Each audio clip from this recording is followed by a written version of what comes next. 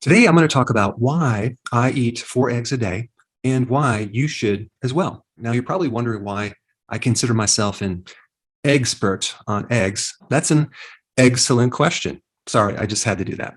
But it's primarily because I've been eating so many eggs for so many years. That makes me an expert. But there's some really interesting information about eggs and why you should be eating more of them. Now, the first point I want to bring up is that you can't really tell how good an egg is by the color of the egg yolk. Well, at least recently, because they actually use synthetic coloring now that they give chickens to color the egg yolk on exactly what the farmer wants. And there's actually 15 different shades between yellow and orange that you can pick to determine what color your egg yolk is going to be.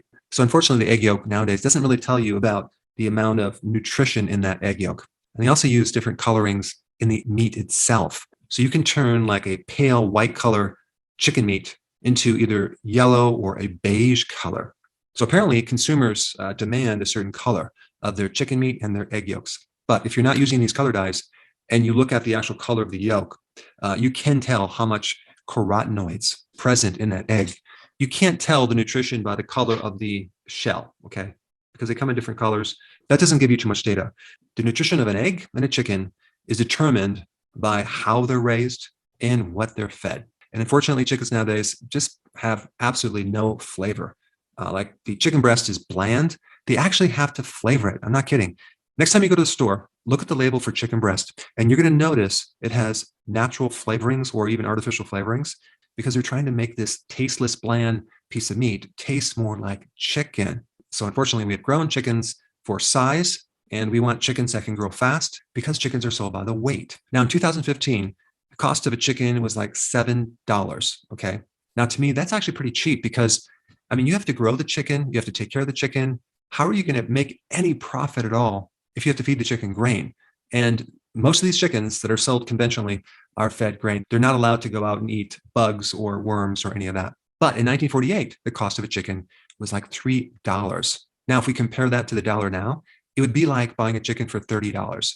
And that is because the quality back then is much greater than it is now. Now, before I get into the benefits of egg, I want to just quickly talk about different terms that they use for eggs. So you have free range eggs, right? Well, what does that actually mean?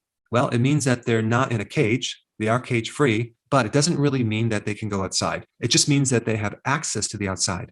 And they don't define access. It could be some small little hole in the barn that they never find. Also, the verification process on free range is not followed up with an on-site inspection. So there's a lot of gray areas when you talk about free range. And then when we get to cage free, it means that they're just outside the cage, which is a step up. And what about grade A? Well, that just means the shape of the shell is really nice and it has no cracks. So it's really just a marketing thing. Like, I'm sure you never go home and go, wow, honey, I have some grade A eggs. They're perfectly round and they have no cracks. Then you have pasteurized eggs, right? That does not mean pasture raised, okay? Raised on a pasture outside. It means that they're heated, okay, which preserves them. It makes them last longer. And then you get vegetarian fed, right? And yet this sounds very wonderful. Vegetarian fed means you're feeding them grains like soy and corn, which are GMO. So I would recommend getting organic pasture-raised type eggs. Now, what is better than that? Well, buy your eggs at a farmer's market, or if you have a little bit of space, raise your own hens and get your eggs that way. And these are the type of eggs that they produce. They produce a lot of eggs, even in the winter, which they're normally not supposed to produce. We have like 16 eggs every single day. So we're still trying to figure out what to do with all these eggs. But man, there's such a big difference between these eggs that we're consuming and the eggs that you buy at the store. And I'm doing a lot of experiments on growing animals and also growing vegetables, testing certain things out in different soils, feeding animals different things to see what produces the healthiest animal and the healthiest plant. And I will be releasing this on a new YouTube channel. But I will say that growing your own chickens using organic grains without corn and soy is pretty darn expensive. So we're experimenting on different ways of feeding animals that are not just healthier, but cheaper. I mean, check this out right here. This is called fodder. It's sprouted barley. You start with a certain amount of barley seed, and then you let it sprout for 7 days, and it increases in weight by 7 times. This is like crack for your chickens. They love it. So I will keep you updated on that very, very soon. All right, so now let's talk about the benefits of eggs and why you should be eating eggs. And just realize I don't eat my eggs for breakfast. I eat them at my lunch because I fast. Of course, it's a late lunch. It's probably around 2, 2:30, maybe sometimes 3 o'clock. So number one, the protein in eggs is superior.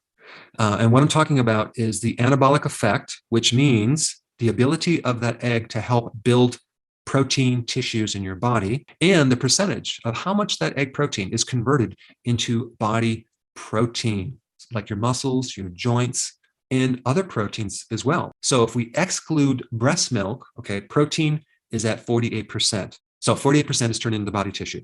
If we're talking about meat or fish, it's only 32%. And when we talk about soy protein, that's like 17%. And as a side note, egg white is only 17%. When you add the yolk in there, you get more utilization, which is interesting. And then whey protein is only 16%. So what happens to the other part of this protein? Well, it's converted into glucose and used as fuel. Now, there's another little thing about this I want to mention, and it's called insulin index. I talk about this in my book, but insulin index is the scale of how a non-carbohydrate food influences insulin. And whole eggs with the cholesterol have a much lower insulin effect than egg whites. So the more that you take out fat and have it as a pure protein, as in whey protein, the higher the insulin spike. So eggs, if you compare that to anything else, is basically the best protein for you. All right, next point is choline. Choline is really good for your brain. Choline acts as a bile salt in your liver. It helps break down cholesterol. So it's a good antidote for gallstones. It's a good antidote for a fatty liver. And then we get to lecithin, which is also another antidote for cholesterol, to keep your cholesterol in check, because eggs come with cholesterol. And a lot of people are concerned about cholesterol. In fact, there was a study out that said that when you eat eggs, it increases your risk for death from heart attacks by, I think, 17%. But I did a whole video on that. I will put the link down below. It's a ridiculous study based on a questionnaire. I wouldn't even call it a study because this association was so weak, and they didn't talk about the million other variables that could have caused heart attacks. And without getting into it too much, eggs will increase your HDL more than the LDL, but that's for a different topic. Now, the other cool thing about eggs is that they have a good amount of vitamin K2, which keeps the calcium out of the arteries and keeps the calcium out of the joints. And eggs also have vitamin D. So vitamin D and vitamin K2 work together. And there's not a lot of foods out there that will give you vitamin D. Eggs also have vitamin E, good for the heart, good for the skin. And eggs are loaded with vitamin A, the type that's extremely bioavailable, and it's called retinol. So part of these pigments in the vitamin A complex are like yellow-orange. So the deeper the color, the more the vitamin A you're going to get. And eggs have omega-3 fatty acids, okay? Especially if they're allowed outside so they can eat worms and insects. Eggs are loaded with the B vitamins, B1, B2, B3, B6, B12. Now, I did mention that I feed my chickens a organic grain without the soy, without the corn. That grain is fermented for 3 days to release a lot of the B vitamins and other nutrients that are locked up in that grain.